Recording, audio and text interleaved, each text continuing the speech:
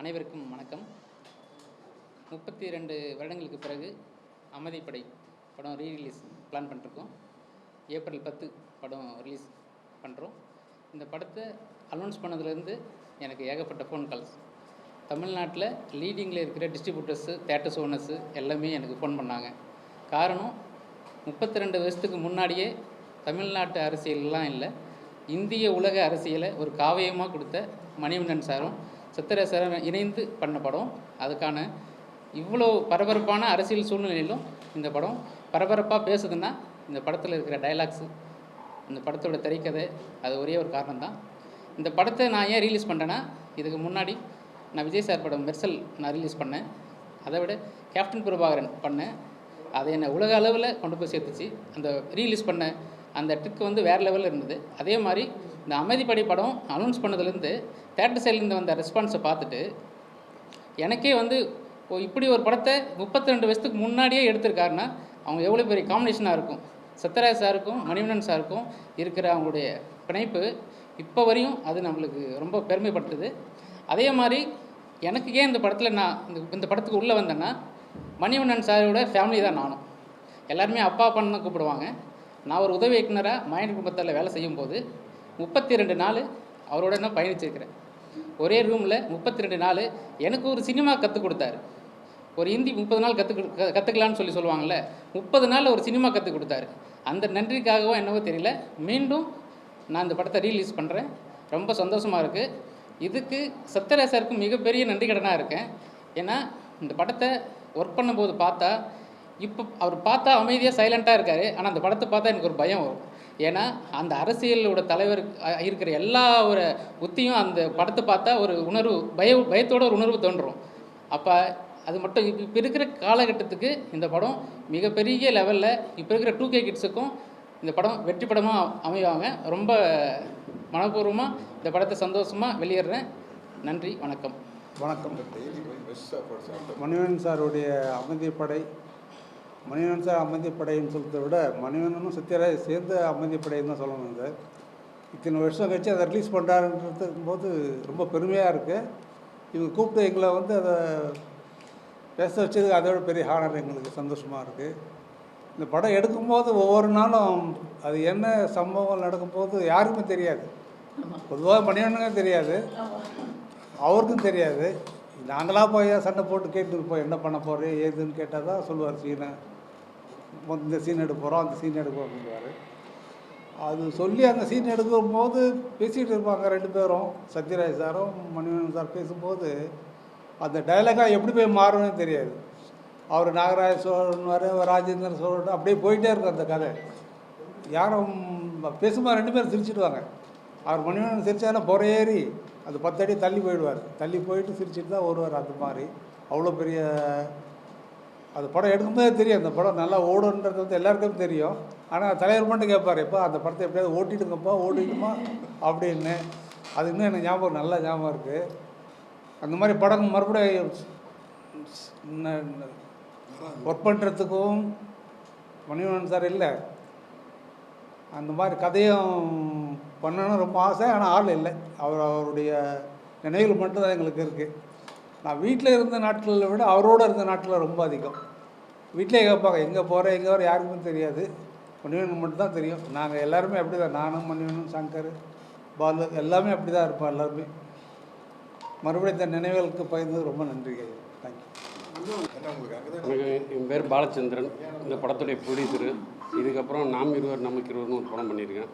But இந்த படம் போய் அசம்பிள் பண்ணி ஷூட்டிங் எடுக்கிறப்போ ஒரு 10 நாள் எடுத்துகிட்டு ஃபோட்டோ ப்ளோப்பெல்லாம் போட்டு ஏதாவது பண்ணிடுவோன்னு சொல்லிட்டு தான் தலைவர்கிட்ட போய் கேட்டேன். சரி தலைவரை பண்ணுங்க அப்படின்னாரு. ஆனால் சிங்கிள் ஷெட்யூல் 79 நாள் முடித்து வெற்றிகரமாக வந்தோம். ஆனால் அந்த படம் ரிலீஸ் அப்போது ப்ரெஸ் மீட்டு அதுக்கு அந்த பெரிய ரெஸ்பான்ஸ் அன்றைக்கி இல்லை ரிலீஸ் முதல்ல. ஆனால் இன்றைக்கி ரீரிலீஸ் 32 வருஷம் கழிச்சு இவ்வளோ இதாக இருக்குங்கிறது ரொம்ப சந்தோஷமாக இருக்குது. நன்றி. இந்த படத்தில் சாருக்கு தலைவர் கேரக்டர் 2 டியர் கேரக்டர். ஆனால் இதில் சிங்கிள் ஷாட்டு கூட மாஸ்க் பண்ணாமல் ஒரே கேமராவில் 2 கேரக்டர் படம் முழுக்க எடுத்துக்காரு. ஒரு சீனு 2 சீன் இல்லை, கிட்டத்தட்ட பிகினிங்லேருந்து எண்டு முடிய மாஸ்கே இல்லாமல். இப்போ சிஜி இருக்குது, கிராஃபிக்ஸ் இருக்குது, முழு மேட்டு க்ரீன் மேட் என்னென்னமோ இருக்குது. ஆனால் அந்த அந்த விவரம் ஒன்றும் இல்லை, இருந்தால் வேணான்ட்டு சிங்கிள் ஷர்ட்டில் இருக்க சிங்கிள் காலை வச்சு தான் இருப்பார். மானிட்டர் பார்க்க மாட்டார், ஒரு ஜட்ஜ்மெண்ட் தான். அவரை மாதிரி ட்ராலி தள்ளுறதுக்கு வேறு யாருமே கிடையாது. கேமரா டைரக்ஷன் பண்ணுவார், ட்ராலியும் தள்ளுவார். ட்ராலி தள்ளும்போது ஜூம் போகிறதுக்கு கையை இப்படி தான் சொல்லுவார். இந்த சவுண்டு கேட்டால் ஜூம் போகணும், இந்த சவுண்டு கேட்டால் ஜூம் பண்ணிக்கணும். இப்படியே தான் 60 நாள் ஷூட்டிங்கு, ஒரு 25 லொக்கேஷன் இருக்கும். ஷூட்டிங் ஆரம்பிக்கிற போது கூட எனக்கு பார்த்ததே கிடையாது. எங்களை விட்டு காமிக்க மாட்டார், என்னன்னு சொல்லவும் மாட்டார். காலங்கட்ட இறங்கணும், இறங்கணும் இதாண்டா கசு இது ரஞ்சிதா வந்து பொண்ணு பார்க்க தலைவர் பொண்ணு பார்க்க வராரு. அதுலேருந்து சரி என்னடா. அதுக்கப்புறம் ஒரு ஃபைட்டு வரும். அதுக்கு அடுத்த நாள் வந்து சீன் எடுத்தார். கஸ்தூரி ஃபோட்டோ தூக்கி தலைவர் எறிவார். அது காந்திமதி அக்காவும் சிஸ்டர் காரில் வந்து என்னன்னு கேட்டால் யார் என் அப்பா அப்போ வந்து தெரிஞ்சுக்கிட்டோம். கஸ்தூரி வந்து சாரோட அம்மா கேரக்டர்னு.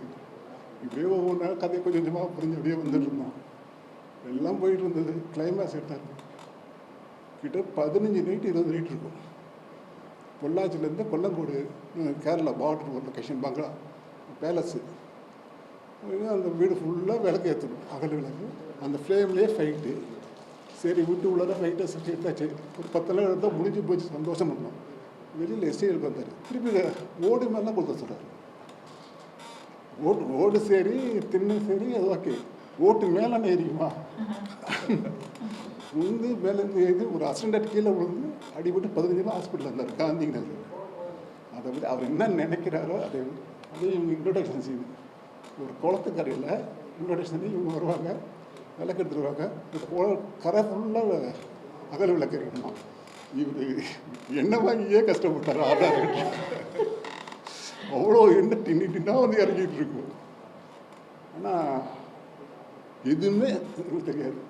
ஒரு டைலாக் தெரியாது. அப்பா கேரக்டர் யார், அம்மா கேரக்டர் யார், சாருக்கும் அப்பா பிள்ளைன்னு தெரியாது. பட் வந்து பூஜை மட்டும் ஆஃபீஸில் போட்டோம். அந்த கெட்டப் ஸ்டில் எடுத்தாங்க. ஒரு நாள் இது கேமராவுக்கு ஷூட் பண்ணி பார்த்தோம். அந்த கெட்டப் ரொம்ப நல்லா இருந்தது. போஸ்ட்டு போட்டாங்க. படம் நல்லா போச்சு. அதுக்கான ஷூட்டிங் போனோம். இப்போ அந்த படம் திருப்பி ரீரிலீஸுக்கு போது கார்த்திக் அவருக்கு ரொம்ப தேங்க்ஸ்.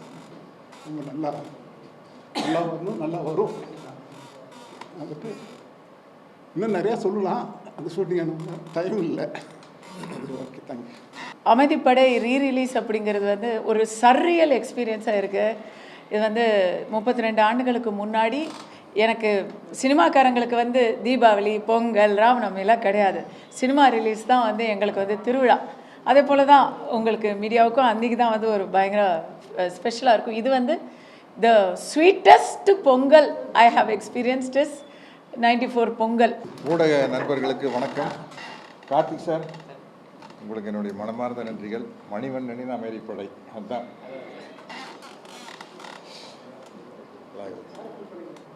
அதாவது நான் ஒரு 75 படம் வில்லனாக நடிச்சுட்டு ஹீரோ ஆனேன். ஹீரோ ஆகி தடுமாறி ஹீரோ ஆனோன்னு எனக்கு கண்டினியூஸாக ஹீரோ சக்ஸஸ். பாலைவன ரோஜாக்கள், விழிஞ்சா கல்யாண, கடலோர கவிதைகள், எல்லாம் ஹிட்டு அடித்து ரொம்ப பீக்கு வந்து வால்டர் வெற்றிவேல். அது வந்து ஒரு 200 நாள் ஓடிடுச்சு நம்ம மாஸ்டர் கூட. அதுக்கப்புறம் உடன்பிறப்பு ஆக்ட் பண்ண ஆரம்பிச்சோம். உடன்பிறப்பு ஷூட்டிங் நடக்கையில் தான் மணிவண்ணன் சார் வந்து இப்படி இந்த கதை அப்படின்னு நம்ம வீட்டுக்கு வந்து சொன்னார். நான் சொன்னேன், சார் தலைவரை ரொம்ப கஷ்டப்பட்டு ஹீரோ ஆகிருக்கிற நீங்கள் தான் எனக்கு லைஃப் கொடுத்தீங்க, மறுபடியும் இந்த வில்லன் சத்யராஜ் ஞாபகப்படுத்தணுமா அப்படின்னு. இல்லை தலைவரை நீங்கள் கதை கேளுங்க அப்படின்னாரு. கதையை கேட்டு அந்த எலெக்ஷன் ரிசல்ட் வரையில பின்னாடி தள்ளி உட்கார சீன் வந்தோன்னே ஓகே தலைவரை டன், இந்த படம் பண்ணுறோம் அப்படின்னு ஒத்துக்கிட்டேன்.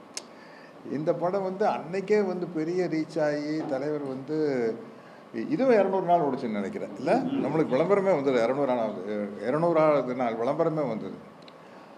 அப்புறம் தலைவர் வந்து இவங்கெல்லாம் சங்கர், செந்தில்குமார் எல்லாம் பாலெல்லாம் இருக்கிறாங்களே, இவங்கெல்லாம் கலையெல்லாம் வந்து அப்படி மின்னல் வேகத்தில் வேலை செய்கிறாங்க.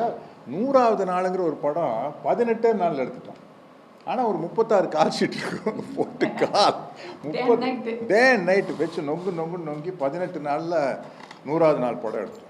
இந்த படம் வந்து 70 நாள் எடுக்கிறேங்க அமைதிப்படையை பொள்ளாச்சியில்.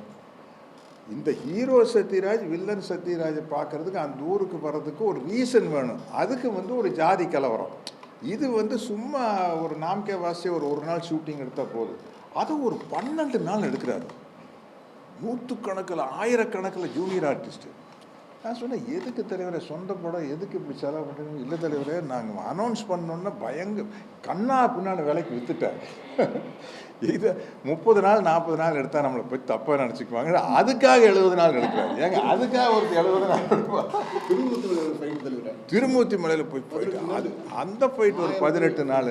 அவர் அப்படி எடுக்கவே மாட்டார். 24 மணி நேரம் 100வது நாள் எல்லாம் 30 நாள் 35 நாளைக்கு மேலே மணிவண்ணன் சார் படமே எடுக்க மாட்டார். ஏன்னா எல்லாருமே ஸ்பீடு இது எடுக்கிறாங்க. எடுத்து அப்புறம் எல்லாமே இந்த படத்தில் ப்ளஸ் ஆனது அந்த தாயம்மாங்கிற பேர் கஸ்தூரி பண்ணாங்க. அது பயங்கர ஃபேமஸ் ஆகி ஒரு சீனில் சுஜாதாவை கல்யாணம் பண்ணுறதுக்காக பிளான் பண்ணியில் தாயம்மா அப்படின்னு சுஜாதாமாவோட அப்பாவை நடிக்கிறவர் கேட்டுருவார். என்னங்க ஒன்றும் இல்லைங்க தம்பி, தாயினாலும் அம்மாவினாலும் ஒன்றானுங்க வர. இப்படி சீனுக்கு சீன் சொல்லிக்கிட்டே போகலாம். அத்தனை பேரும் அப்போ அவ்வளோ பேர் பிரமாதமாக ஆக்ட் பண்ண ஒரு படம், ஒரு கல்ட் ஃபிலிம். அமைதிப்படைக்கு முன்னும் பின்னும் அப்படி படம் வரல. ஏன்னா இன்றைக்கி இருக்கிற காலகட்டத்தில் இப்படி ஒரு படம் எடுக்கிறது சிரமம். சென்சாரில் பல சீன்ஸ் விட மாட்டாங்க. அதனால் இன்றைக்கி நல்ல கார்த்திக் சார் இப்போ பெரிய கோல் போட போகிறீங்க, ஏன்னா பெரிய பெரிய டிஸ்ட்ரிபியூட்டர் தான் உங்கள்கிட்ட கேட்டிருக்காங்க.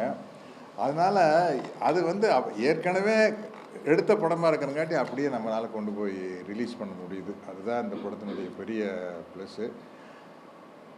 பல நினைவுகள். இது இந்த படத்துக்கு ஏன் பெரிய ஓப்பனிங் இருக்குன்னா, எனக்கு 2K கிட்ஸ் எல்லாம் இப்போ எனக்கு ஃபேன் கிடையாது. இப்போ நான் 20 வருஷமாக கேரக்டர் ரோல் பண்ணிட்டு இருக்கேன். நான் ஹீரோவும் கிடையாது. பட் சத்யராஜ் இல்லை அதெல்லாம் இருக்குது. பட் இருந்தாலும் அமைதிப்படைக்கு தனி ஃபேன்ஸ் இருக்கிறாங்க. அதுதான் அது வேற லெவல். நீ வேற பேசும்போது எல்லாரும் இருக்கிறோம், ஒருத்தர் கைலாசம் இல்லை அது ஓகே, நம்மளுக்கு சந்தோஷம்தான். இந்த இந்த இல்லை ரஞ்சிதா ட்ரை பண்ணீங்களா? ஓ சரி இல்லை சந்தோஷம்தான். கைலாசாங்கிற ஒரு நாடு இருக்குதுங்கிறாங்க. அது உண்மையா பொய்யான்னு தெரியல. கைலாசான்னு ஒரு நாடு இருக்குது, அந்த நாட்டில் தான் ரஞ்சிதா இருக்கான்னு சொல்கிறாங்க. சில பேர் அவங்க தான் அந்த படம், அவங்க தான் கைலாசாக்கு பிரைம் மினிஸ்டர்னு வேறு சொல்கிறாங்க. அப்போ நம்மளுக்கு என்ன சந்தோஷமாக இருந்ததுன்னா, சிஎம் நடித்த படங்க இருக்குது. இப்போ உதாரணத்துக்கு எங்கள் தங்கம் படத்தில் 3 சிஎம் இருக்கிறாங்க. கலைஞர் இருக்கார், புரட்சி தலைவர் hero, Jayalalithaa madam heroine. So 3 CM ஒரு படத்தில் இருக்கிறாங்க. அதே மாதிரி நாம் படத்தில் கலைஞர் வசனம், தலைவர் ஹீரோ, ஜானகி அம்மா ஹீரோயின். ஸோ 3 ஹீரோ ஒரே படத்தில் இருக்கிறாங்க. இது உண்மைனா பிஎம் நடித்த ஒரே படம் அமைதி படம். வேற உலகத்திலேயே வேற படம் இல்லைன்னு சொல்லிக்கலாம். தெரியல அது உண்மையா பொய்யான்னு தெரியல. இருந்தால் 2 வகையிலேயும் சந்தோஷம். அப்படி ஒருத்தர் நம்ம படத்தில் நடிச்சிருக்காங்க. அவங்க ஒரு பெரிய லெவல் இருக்கிறாங்க அப்படிங்கிறது ரொம்ப மகிழ்ச்சியான விஷயம்தான்.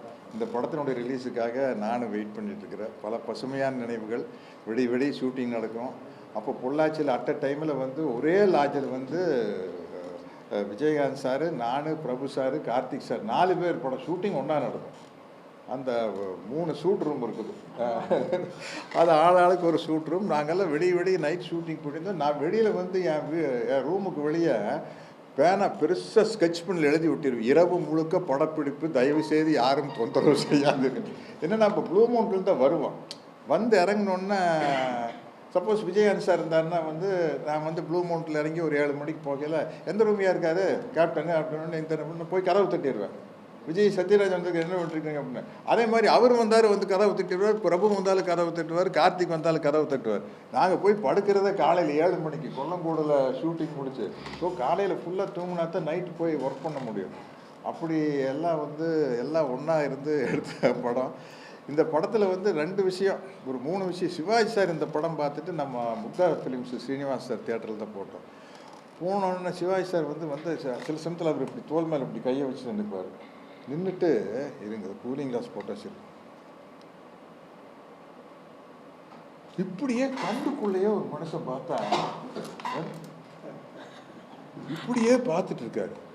எனக்கு கால் விழுந்து தப்பா ஏதாச்சும் ஒரு சொல்லுங்கப்பா, நல்லா நடிச்சிருக்க நடிகண்டா அப்பா, இதுக்குதான் இவ்வளோ நேரம் இப்படி ஒரு பார்த்து நடிங்கப்பா அப்படின்னு. எல்லாம் அப்பா எல்லாம் உங்களை பார்த்தா இல்லை இல்லை அதெல்லாம் சொல்லாத, இது நீ ஏதோ வேற மாதிரி நடிச்சிட்ட அப்படின்னாரு. அப்புறம் வந்து நம்ம உண்மையை ஒத்துக்கணும், ஒரு ஸ்டேஜில் வந்து எனக்கு ஹீரோவாக பயங்கர இறங்குமுகம். அதனால தான் நான் கேரக்டர் ரோலுக்கு நான் ஷிஃப்ட் ஆனது. டக்குன்னு நம்ம படம் எல்லாம் ஃப்ளாப் ஆகிட்டு வருது. அந்த நேரத்தில் குமுதத்தில் விஜய் கிட்ட ஒரு இன்டர்வியூ எடுத்திருக்காங்க. அப்போ விஜய் வளர்ந்து வர்றார். விஜய், அஜித், சூர்யா, கார்த்தி, விக்ரம் அவங்கெல்லாம் ஒரு பேட்ச் வருது. பேட்ச் வரையில் விஜய் கிட்ட பேட்டி எடுக்கிறாங்க. உங்களுக்கு நடிக்கும்போது உங்களுக்கு யார் இன்ஸ்பிரேஷன் அப்படின்னா, எனக்கு யார் இன்ஸ்பிரேஷன் இல்லை. எனக்கு இன்னும் அந்த பேட்டி ஞாபகம் இருக்குது. ஏன்னா நான் விஜய்க்கு ஃபோன் பண்ணி தேங்க் பண்ணேன். இன்ஸ்பிரேஷன் இல்லை. சில சமயத்தில் வந்து எனக்கு ஒரு டயலாக் கொடுத்தா, இந்த டயலாக் சத்யராஜ் சார் பேசுனேன் அப்படி இருக்குன்னு நினச்சி பார்ப்பேன் அப்படின்னு சொல்லிட்டு, என்ன மாதிரி கேரக்டர் நடிக்கணும்னு ஆசைன்னு எனக்கு அமெரிப்படையில் அமாவாசை, சத்யராஜ் அமாவாசை கேரக்டர் நடித்தார். அந்த மாதிரி எனக்கு ஒரு கேரக்டர் நடிக்கணுங்கிறது என்னோடய ஆசைன்னு விஜய் பேட்டி கொடுத்தார். நான் ஃபோன் பண்ணி விஜய்க்கு தேங்க் பண்ணேன். விஜய் ரொம்ப தேங்க்ஸ் விஜய், என்ன நம்ம இறங்கிட்டு இருக்கிற நேரத்தில் வளர்ந்து வர ஒரு ஹீரோ வந்து இப்படி என் பேரை மென்ஷன் பண்ணு. ஏன்னா நம்ம சும்மாதான் அடிக்கல. ஹாலிவுட் ஹீரோனா அவர் ராபர்ட் டி நீரோ மாதிரி நடிக்கணும், மார்லன் பிராண்டோ மாதிரி நடிக்கணும், டாம் க்ரூஸ் மாதிரி நடிக்கணும். நார்த் இந்தியாவில் நான் இப்படி ஷாருக் கான், சல்மான் கான் மாதிரி ஒரு கேரக்டர் பண்ணணும் அப்படின்னு சொல்லல. சொல்லாமல் இறங்கிட்டு இருக்கிற ஹீரோ பேரை சொல்லி நீங்கள் சொன்னது ரொம்ப பெரிய விஷயம். ரொம்ப தேங்க்ஸ் அப்படின்னு அவருக்கு நன்றி சொன்னேன். இதெல்லாம் அமெரிப்படை பற்றி பேச ஆரம்பித்தா டைம் பத்தாது, அப்புறம் உங்களுக்கே போதுன்னு சொல்லிடுவீங்க. அந்த அளவுக்கு விஷயங்கள் இருக்குது. டெய்லி அமெரிப்படை நடந்தப்போ தான் அங்கே செந்தூர் பாண்டி நடந்துருந்தது. ஸோ விஜயகாந்த் சார் நாங்கள் எல்லாம் ஒன்றா பிரபு படம் ராஜகுமாரன், பிரபு படம் ராஜகுமாரன் நடந்தது. கார்த்திக் படம் கிழக்கு வாசல், சின்ன ஜமீன், ஆமாம் சின்ன ஜமீன் நடந்தது. எனக்கு சின்ன ஜமீன்லேயும் அதே டேட்ஸு, சின்ன ஜமீன்லேயும் அதே டேட்ஸு. அந்த ஸ்ரீதேவி அரவிந்த் சுவாமி நடிச்சாங்களே அந்த படமும் அதே டேட்ஸு. நான் போய் பரதன் சார் ரூமில் போய் கெஞ்சுவேன், சார் நைட்டு தான் சார் அவங்க ஷூட்டிங், டே டைமில் வரேன் சார், ஒத்துக்கவே இல்லை. எனக்கே பிடிச்ச ஒரு க்ளோஸ்அப் ஷாட் இருந்தால், இவங்க கஸ்தூரி கிணத்துல குளிச்சுட்டு இருப்பாங்க. அப்போ எனக்கு ஒரு ஷாட் வச்சு மணிவண்ணன் வந்து சொல்லிட்டு, தலைவரை அவங்க கஸ்தூரி குளிக்கிறாங்க, அவங்க அழகை பார்த்து ரசிக்கிறீங்க அப்படின்னாரு. அப்படியே பார்த்து அவ்வளோ கவர்ச்சியாக இருக்காங்க. அது மாதிரி என்ன சொல்லி இந்த படம் அமெரிப்படையில் நடந்த விஷயத்துக்கு எல்லாமே ஸ்பாட்டில் உருவானதுங்க. அமாவாசைங்கிற பேர்லேருந்து, நாகராஜ் சோழன் பேர்லேருந்து, கேமரா வச்சதுக்கப்புறம் உருவான சீன் தான் கிளைமேக்ஸு. இந்த தேங்காய் பொறுக்கிறத மாற்றினது முதல்ல வேறு மாதிரி சீன் இருந்தது. தேங்காய் பொறுக்கிறது அந்த நேரத்தில் நான் போய் மணிவண்ணன் தலைவரை இந்த மணியை நல்லா இப்படி கல்லில் குத்தி பொத்தலாக பண்ணிக்கிறேன். அது எதுக்கு தலைவராக இருந்தேன்? இல்லை தலைவரை ஒரு டைலாக் எப்படின்னு பாரு என்ன அப்படின்னா, என்னடா மணியை நல்லா பொத்தலாக இருக்குது, நாய் கடிச்சோம்னா இருக்குது. நாய் தானுங்க அப்படின்னு பாரு. நேற்று உங்களை மாதிரி வந்து ஒருத்தர் தேங்காய் உடைச்சாருங்க, நான் தேங்காய் பொறுக்கிறது நம்மளுக்கு நாய்க்கு சண்டைங்க. நாய் ஜெயிச்சிருச்சாக்கே அப்படிங்கிறது. இல்லைங்க நான் தானுங்க ஜெயிச்சேன். அப்படி நாய் கொண்டு போட்டுனுங்க, எவனாச்சும் வந்து நாயை கொல்ல போனோம். நாம முன்னுக்கு பிறந்த நாய் என்னங்க மனுஷன்னு. சோழர் வம்சத்தில் எம்எல்ஏ ஊட்டிக்கு தனியாக தான் போகணும். அது எலெக்ஷன் சீசனில் சும்மா பாருங்க, ஆர்ட் டைரக்டர் கலை இன்னைக்கு வந்து நம்ம என்னென்னமோ செட்டு போடணும்னு சொல்கிறோம். சும்மா நமக்கு சக்தி ஹோட்டல் மாடியில் வச்சு, சக்தி ஹோட்டல் மாடியில் தான் பெரிய வரலாறு படைச்ச ஒரு சீன் எங்கன்னா சக்தி ஹோட்டல் மாடியில். அது மாதிரி என்ன பேசிட்டே போனோம். எதுங்க? ஆமாம், அந்த அந்த கொல்லங்கோடில் ஒரு குளம் இருக்குது. அப்போல்லாம் வந்து கேரளாவில் வந்து பெரிய பெரிய வீட்டில் வந்து வீட்டை ஒட்டியே குளம் இருக்கும். அவங்க அங்கே தான் குளிப்பாங்க. இது கொல்லங்கோடு ராஜாவோட பேலஸு. அப்போ நமக்கு தெரியாது, லொக்கேஷன் போனால் தானே இவர் சீன் சொல்லுவார். தலைவர் என்ன தலைவர் சீன் அப்படின்னா, நீங்கள் குளிக்கிறீங்க தலைவரை, நான் முருகு தேய்ச்சி விட்றேன். தலைவரை படத்தில் 3 ஹீரோயின் நீங்கள் தான் முதுகு தேய்க்கணும், சுஜாதாமா விட்டுருங்க, இவங்க 2 பேர் இருக்கிறாங்கல்ல கஸ்தூரி ரஞ்சிதா, இவர் எதுக்கு எனக்கு முதுகு தேய்க்கணும்? இல்லை தலைவராக நீங்கள் குளிக்கிறீங்க, நம்ம சரி தேய்ங்க அப்படின்னா, அண்ணா நம்மளுக்கு இந்த தடவை சீட்டு கிடைக்குமான்னு சந்தேகங்கண்ணா அப்படின்னா, அப்படியே கிடைச்சாலும் ஜனங்க யாரும் ஓட்டு போடுறதே இல்லைங்க. ஏன் மணியா, நான் ஒன்றுமே பண்ணலையே. அதுதானே ஏதாச்சும் பண்ணா தானே போடுவான், ஒன்றுமே பண்ண. அப்புறம் வந்து வேட்டி முடிச்சுட்டு அண்டர் வேற கழுத்து கீழே போட்டேன்னா ஒருத்தர் எடுக்க இவ்வளோ வருஷமாக கட்சியில் நான் இருக்கிற முன்னேற எடுக்க சொன்னேன் அண்டர் வேற அப்படிங்க. என்ன சண்டை பாருங்க. இல்லைங்கண்ணா, நான் கட்சியில் சீனியர் மெம்பரு, உங்கள் அண்டர் வேற போய் அவன் துவைக்கிறேன்னு சொல்கிறேன். அப்புறம் இப்போ என்னமோ சொல்லிட்டு இருந்தீங்களே அப்படின்னா, அண்ணா சண்டை போட்டதில் விட்டு அடிச்சிட்டோம்னா. ஓ, சண்டை போட்டோம்னா அப்போ எல்லாம் மறந்து போக அப்படின்னு சொல்லி தான் இந்த ஜாதி கலவரத்தை உருவாக்குவோம். இப்படி சொல்லிட்டே போல. மணிவண்ணன் சார் வந்து பகுத்தறிவு வந்து மேலே சொன்னாங்க. பகுத்தறிவு வந்து கற்றுக் கொடுத்தாரு. நீங்களும் பண்ணீங்க. உங்கள்கிட்ட உள்ள பகுத்தறிவு அவங்க வேற போயிட்டாங்க, சீமான் சார் வேற. இல்லை அது என்னன்னு கேட்டிங்கன்னா, ஐடியாலஜிங்கிறது வந்து நான் இன்னைக்கு சொல்கிறேன். இந்த ரூமில் எத்தனை பேர் இருக்கிறோம்? ஒரு 30 பேர் இருப்போம். 30 பேர் இருக்குமா? 30 பாயிண்ட் ஆஃப் வியூ இல்லையா? 30 பாயிண்ட் ஆஃப் வியூ ஒரே ஐடியாலஜிக்குள்ளே இருக்கிறவங்ககிட்டையும் கூட வேற ஒரு விஷயத்தில் வேற பாயிண்ட் ஆஃப் வியூ. உலகத்தில் 600 கோடி பேர் இருக்காங்கன்னா 600 கோடி பாயிண்ட் ஆஃப் வியூ. அதனால வந்து இவங்கெல்லாம் இன்னைக்கு ஒரு அரசியலில் வந்து சீமானோ கஸ்தூரியோ பெரிய லெவலில் இருக்கிறது எனக்கெல்லாம் சந்தோஷம் தான். மனுஷன் ரஞ்சிதா தெரியலையா? இவங்க எடுத்து கொடுத்த கைலாசான்னு ஒரு நாடு இருக்குதா என்ன? அது எங்கே இருக்குது? அப்படியா? தெரியலைங்க.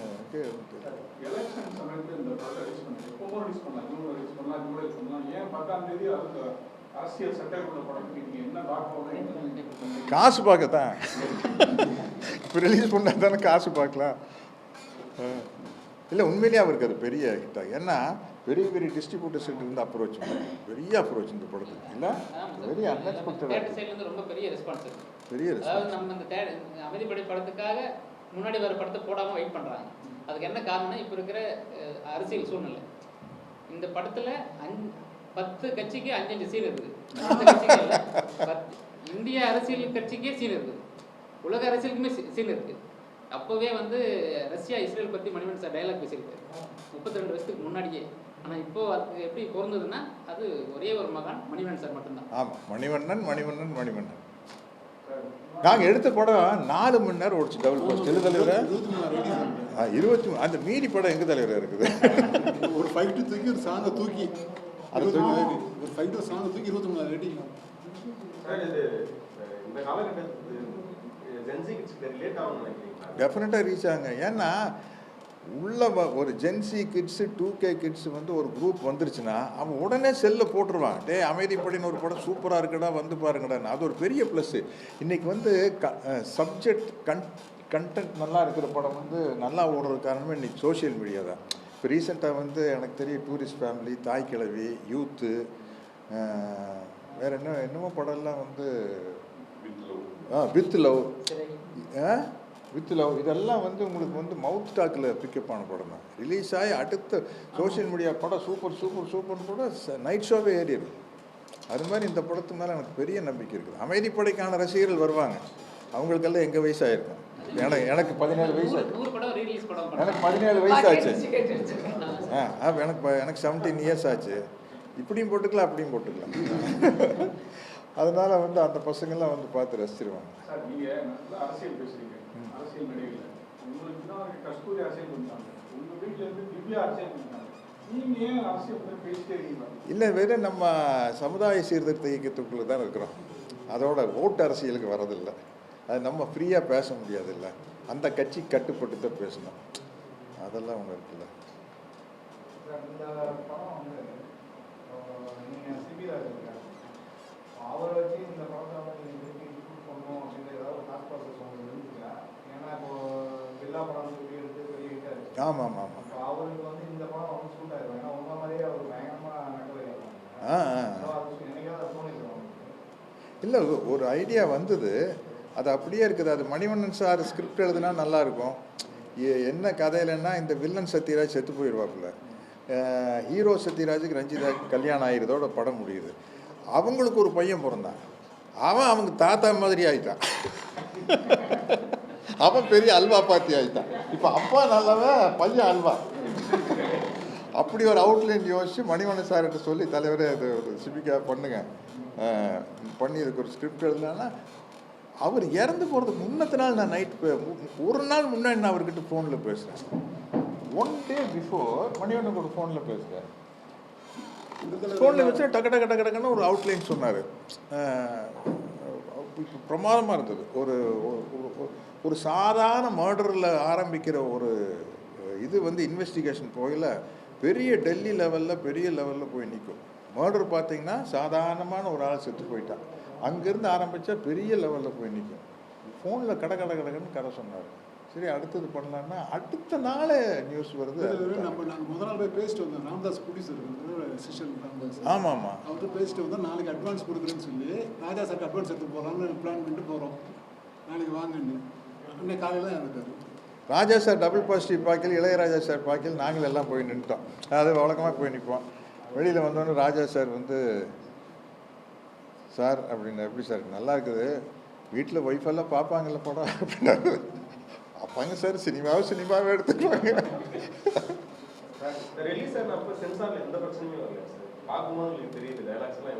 பட் அப்போ வந்து இவ்வளோ ஷார்ப்பாக வாட்ச் பண்ணல. அப்போ நானும் மணிவண்ணன் வந்து இவ்வளோ வெட்ட வெளிச்சமாக தெரியாத காலகட்டம், இந்த ஐடியாலஜிக்குள்ளே இருக்கிறோம்ட்டு பெருசாக தெரியாத காலகட்டம், சோஷியல் மீடியா இல்லாத காலகட்டம். அதனால் பல சீன்கள் பல காட்சிகள் தப்பிச்சிருச்சு. ஒன்றுமே இல்லை, ஒரே ஒரு கோபால்சாமின்னு பேர் ரசிச்சு பார்த்தேன். எல்லாரும் ரசிச்சு பார்த்தாங்க.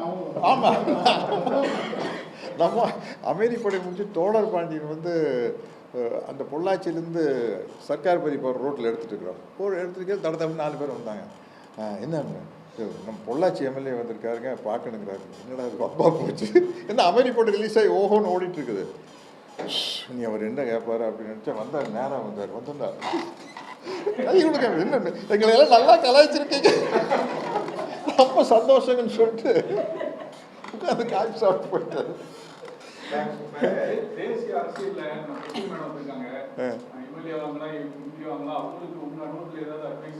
என்னுடைய நல்ல நண்பர் அப்படிங்கிற முறையில் வந்து அவங்களுக்கு எந்த பதவி கிடைச்சாலும் என்னுடைய வாழ்த்துக்கள். பெருசாக வரணும்னு ஆசைப்படுறேன்.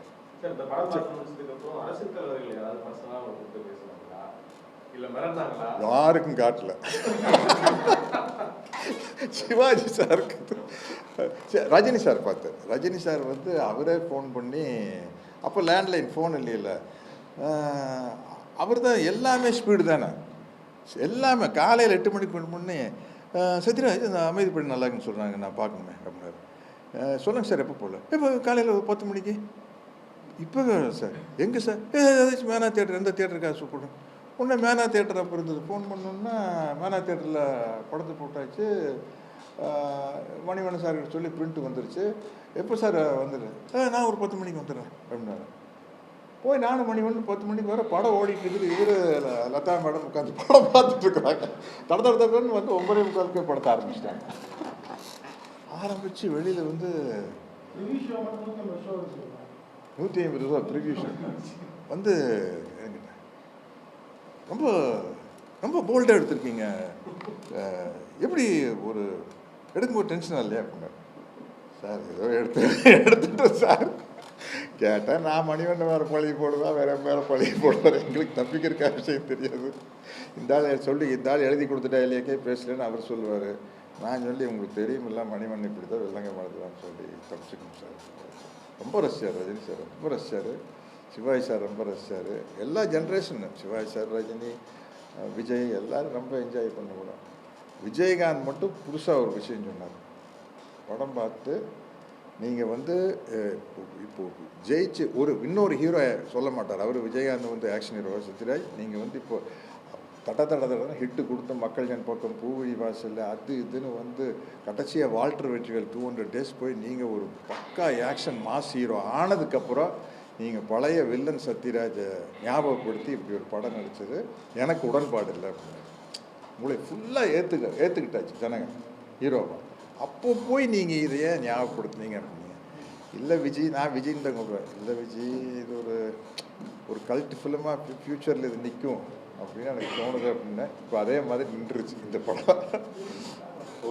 ஓகே.